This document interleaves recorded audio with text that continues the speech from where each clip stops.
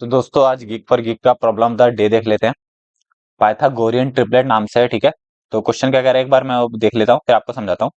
Given an array of n integer write a function that return true if there is a triplet a b c from the array where a b c are on different index, ठीक है।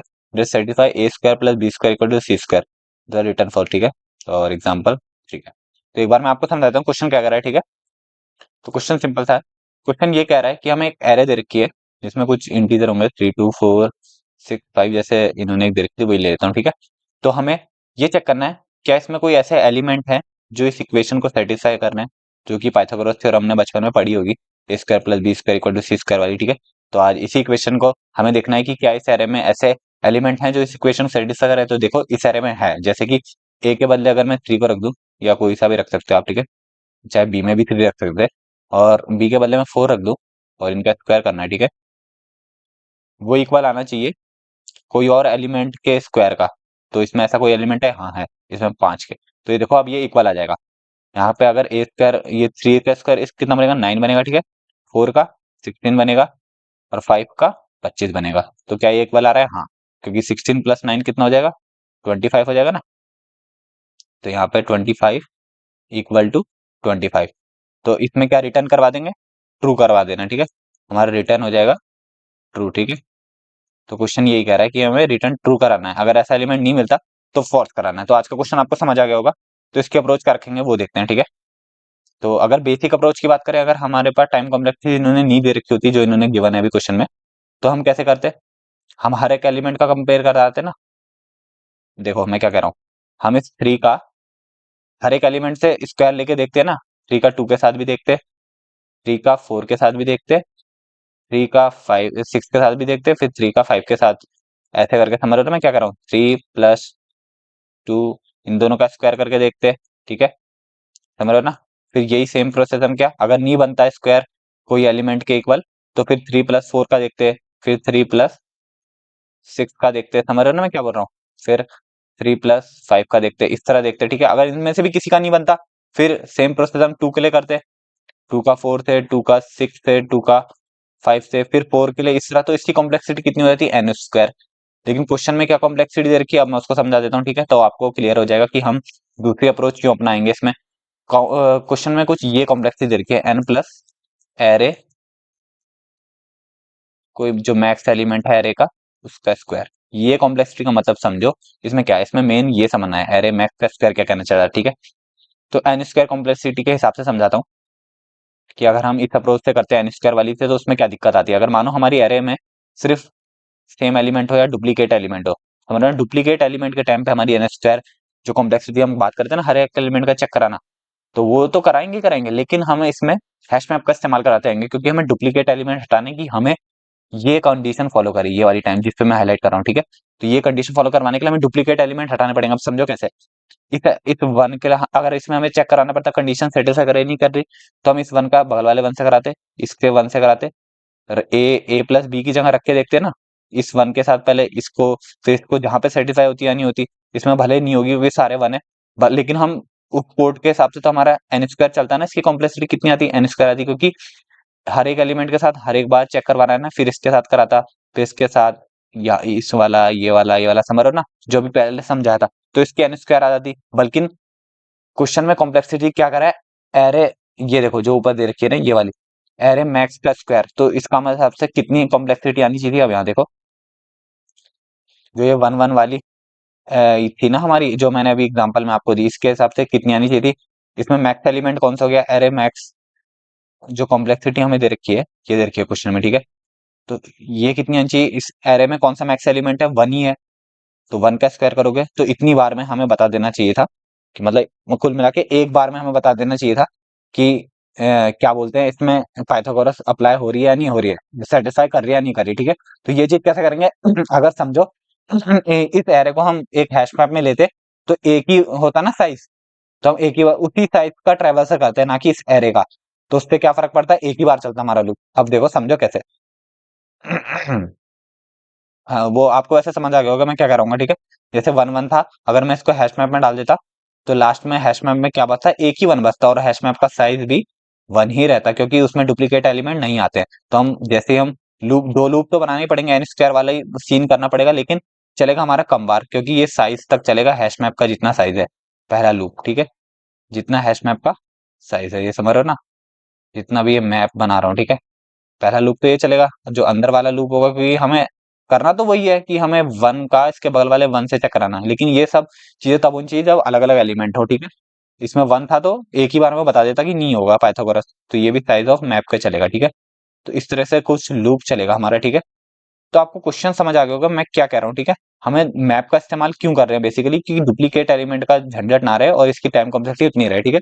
और एक बात और समझो कि हमें square का काम कराना है, तो जो हमें जैसे नंबर दे रखे थे ना 5 2 4 6 5, जो एरे हमें गिवन होगी, हम इसका एक स्क्वायर मैप में ले लेंगे, ठीक है। मतलब हम हमें क्योंकि बेसिकली करना क्या है, इसका स्क्वायर, फिर इसका फिर और नंबर का स्क्वायर लेके थर्ड नंबर के स्क्वायर के चेक कराना नहीं कराना, इससे बढ़िया क्या करेंगे, एक मैप के अंदर इन सबका स्क्वायर ही ले लेंगे ना, उससे दिक्कत हमें रहेगी ही नहीं, क्योंकि अब स्क्वायर डायरेक्ट हम स्क्वायर का चेक करवाएंगे कि क्या थर्ड एलिमेंट के बन रही है नहीं बन रही है। आप समझो इस बात को मैं क्या कह रहा हूँ, ठीक है। यहाँ पे आपका मेन क्वेश्चन की अप्रोच स्टार्ट हो रही है कि यहाँ पे क्या हो जाएगा। जैसे कि अब यहाँ पे समझो कि मैं इस 4 और 16 को जब ऐड करवा के देखूंगा तो क्या बनेगा, रुक जाओ, ये मानो यहाँ पे 9 है, ठीक है। ऐसा कुछ मानो कि 9 और 16 होता, इन दोनों को ऐड करवाता तो कितना बनेगा, 25। समझ रहे हो ना मैं क्या कह रहा हूँ, ये वाली इक्वेशन सेटिस्फाई करवानी है ना, मैं ए स्क्वायर प्लस बी स्क्वायर सी स्क्वायर हो रही है या नहीं हो रही, ठीक है। तो ए के बदले मानो मैं 9 रख रहा हूँ, क्योंकि वो ऑलरेडी स्क्वायर ले चुके थे हम इस मैप के अंदर, और बी की जगह मैं 16 ले रहा हूँ, ठीक है। तो ये स्क्वायर का कोई मतलब नहीं रहा, क्योंकि पहले से स्क्वायर है 9 + 16, ठीक है, क्योंकि ये 9 पहले 3 हुआ करता था, 16 4। तो अब जो इसका सम कितना बनेगा, 25 बनेगा, ठीक है। हम ये देख लेंगे जो ये 25 बना क्या इस मैप के अंदर है, जो हमने ये मैप बना रखा है स्क्वायर का, अगर इसके अंदर देखो 25 है, इसका मतलब कंडीशन सेटिस्फाई हो रही है और ये हमारा रिटर्न ट्रू कर जाएगा उस टाइम। तो इसलिए मैंने ये वाला मैप बनाया जिसमें स्क्वायर पड़ेंगे, क्योंकि जब हम इसको ऐड करेंगे 9 + 16 जब हमने करा, इसका सम अगर इसी मैप के अंदर पड़ा होगा जिस मैप से हम ट्रेवर्स कर रहे थे, तो बेसिकली ये हमारी कंडीशन सेटिस्फाई करेगी, क्योंकि देखो 5 पड़ा, ये पहले 5 होता है, इसका स्क्वायर पड़ा है, मतलब 5 एग्जिस्ट कर रहा है, ठीक है। सी एग्जिस्ट कर रहा था हमारे सारे के अंदर, सी स्क्वायर, तो इसका मतलब रिटर्न ट्रू हो जाए। समझ गए ना हमारी अप्रोच की। आप डायरेक्ट क्वेश्चन पे आता हूँ मैं, तो आपको और अच्छे से समझ आ जाएगा। अब मैं क्वेश्चन करना स्टार्ट करूंगा तो आपको लाइन बाय लाइन समझाऊंगा, ठीक है। तो पहले मैंने क्या बोला कि हम जो हमें गिवन एरे है उसका तो पहले हम एक हैश मैप में एलिमेंट को स्टोर करवा रहे हैं, ठीक है। समझ रहे हो ना मैं क्या कर रहा हूँ, वो भी स्क्वायर में, क्योंकि बेसिकली हमें स्क्वायर के पे काम करना है ना, तो डायरेक्ट हम नंबरों पे क्यों करें, ठीक है। अरे यार इतनी गलती क्यों हो जाती है। तो ये एक मैंने मैप बना दिया,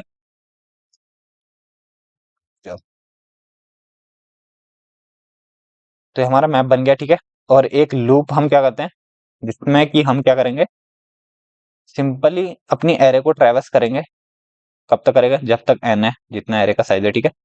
तो इस लूप के अंदर हम क्या करेंगे, मैप के अंदर सिंपली मैप डॉट पुट करने वाले हैं, क्या करने वाले हैं कि हमारी क्या होगी, जो इस एलिमेंट के स्क्वायर बनाने वाले हैं, ठीक है ना।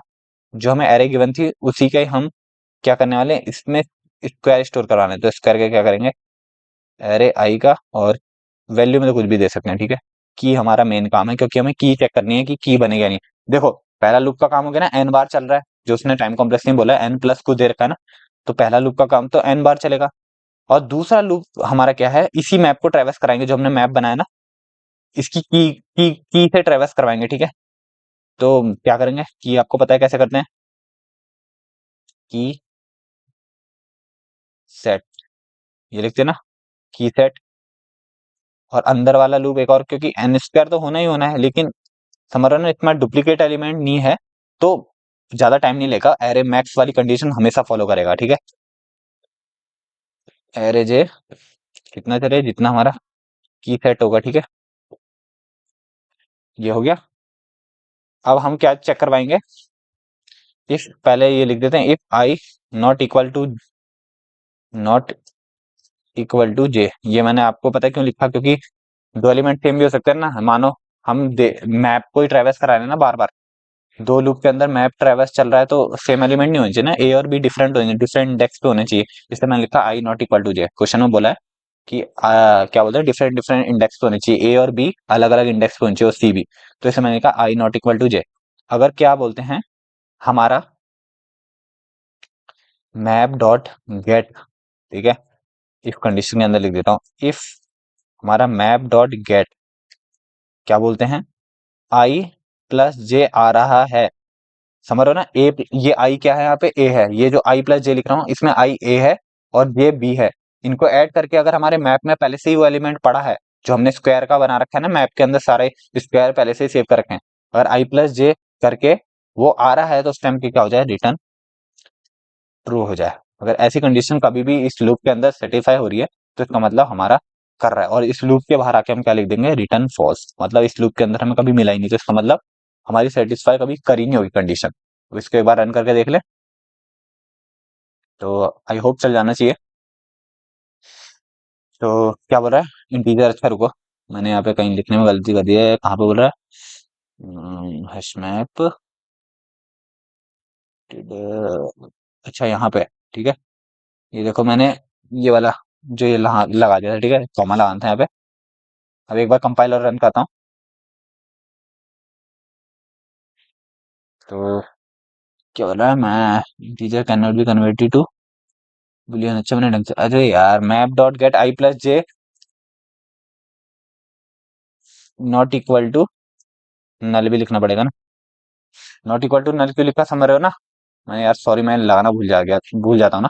तो map dot get i plus जे मतलब कि आई प्लस जे करके उसके अंदर ऐसा एलिमेंट पड़ा है, मतलब सी स्क्वायर मिल गया है हमें, नॉट इक्वल टू नल तभी आया ना, मतलब पहले से कुछ पड़ा मिला होगा जिसका मतलब रिटर्न ट्रू हो जाए उस टाइम पे। तो ये करा हमने बेसिकली। तो देखो हमारे यस आ गया ना, अब एक बार सबमिट कर दो इस आंसर को, समझ गया ना क्वेश्चन हमने आज का कैसे करा। तो देखो हमारा टेस्ट के सारे चल गए। तो ये देखो हमारा बेसिकली आज का क्वेश्चन हो चुका है। तो इतना सिंपल सा था, अगर आपको कुछ पार्ट समझ ना आया हो तो कमेंट करके बताना, ठीक है, अच्छे से एक और बार समझा दूंगा, ऐसी कोई दिक्कत नहीं, कमेंट में भी रिप्लाई करता हूँ। तो मिलते हैं इसी तरह नेक्स्ट वीडियो में। Thanks for watching.